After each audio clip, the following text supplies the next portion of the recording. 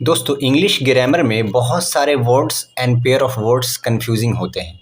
वो बहुत ज़्यादा रीडर्स को और लर्नर को कंफ्यूज कर देते हैं। आज हम एक ऐसी ही कंफ्यूजिंग पेयर ऑफ वर्ड्स को डिस्कशन करने वाले हैं। इसको आपने अक्सर सुना होगा, उसको मैं आपको डिटेल बताऊंगा उसके बारे में क्या है वर्ड्स, और उसको तफसील से समझाऊंगा।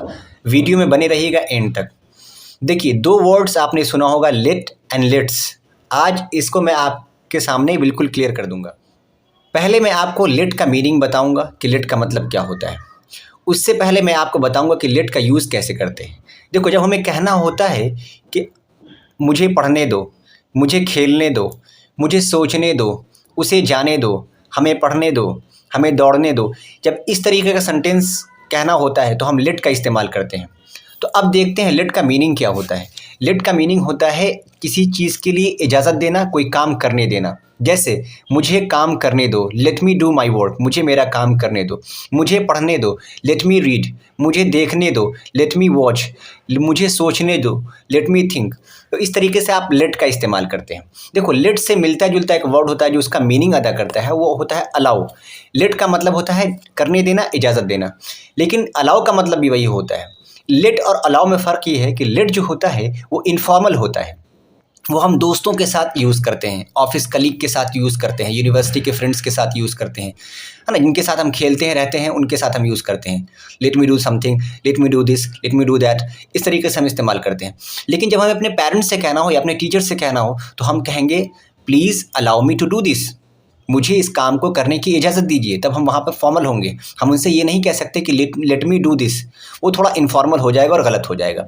तो लेट का मतलब होता है किसी काम की इजाज़त देना, कोई काम करने देना। ये हो गया लेट। इसी से मिलता जुलता एक वर्ड होता है लेट्स, उसे हम कहते हैं लेट्स, LET विद एपेस्ट्रोफियस एस। थोड़ा ध्यान से देखिएगा, विद एपेस्ट्रोफियस एस। इसका मतलब क्या होता है? लेट्स का मतलब होता है कि आओ चले, आओ चले। ये किस चीज़ के लिए होता है? जब हमें किसी को कोई पोलाइट सजेशन देना होता है। जैसे फॉर एग्जांपल कि बहुत बोर हो चुके, चलो घर चलते हैं। हम कहेंगे I am getting bored, I am getting bored, let's go home. I am getting bored, let's go home. Let's serve the country, चलो देश की रक्षा करें। ये थोड़ा हम किसी को सजेशन के लिए भी करते हैं, ठीक है। आओ पढ़ने चलते हैं, चलो पढ़ने चलते हैं, लेट्स गो फॉर स्टडी। चलो खेलने चलते हैं, लेट्स गो टू प्ले।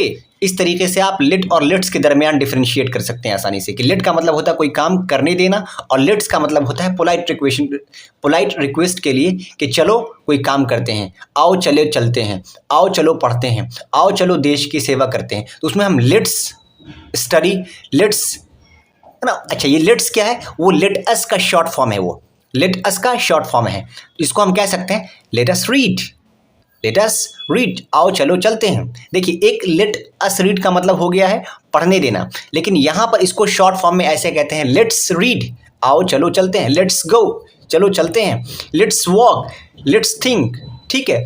तो इस बात के दरमियान डिफरेंशिएट करिएगा आसानी से, और उम्मीद करता हूँ कि आपको वीडियो बहुत अच्छी तरीके से क्लियरली समझ में आ गई। उम्मीद कर रहा हूँ कि आपको लेट और लेट्स के दरमियान बिल्कुल फ़र्क वाजे हो गया होगा और कोई चीज़ इसके अंदर कन्फ्यूज़न नहीं है। अगर कोई चीज़ कन्फ्यूज़न हो तो please ask in the comment section. Thanks for watching this video, have a good time. जाते जाते चैनल को सब्सक्राइब करिएगा। Thank you.